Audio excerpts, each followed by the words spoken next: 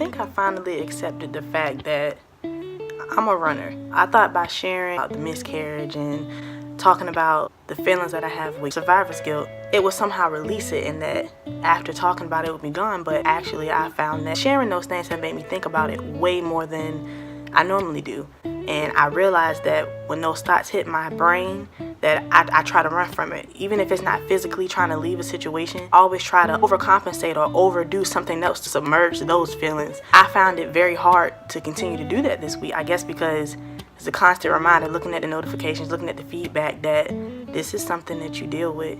This is something that you struggle with, and you need to address it. I think I get so hell-bent on trying to fix myself all the time that I don't just sit down and take in, this is you, this hurts, feel it, and then release it. And this week, I found myself putting the pieces together. It all came full circle, and it just made me realize, even with how I do with my husband, how I do with my child, all of it is connected. I run from things, sometimes physically, and I don't want to run anymore.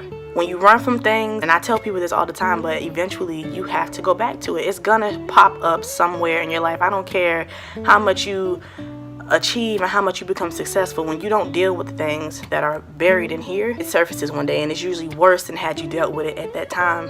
Just talking about the things that happened and my feelings and the things that make me feel worthless just made me think about the things from my childhood. And I realized, because I dealt with so many things I had no control over when I was a child, as an adult, it's like when you see things that aren't right or it doesn't feel right, it's like I dealt with this for years with no control. I got control now. I can run, I can leave.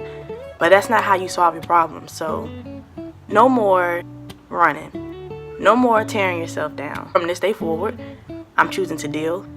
I'm choosing to heal. And I'm choosing to share to help those who are trying to do the same. My childhood feelings of abandonment don't define who I am now. I don't have to run every time I see something or feel something that doesn't feel right. I'm allowed to work through my problems. And I'm also allowing myself to be happy. I'm Shawana, and I'm putting the pieces back together.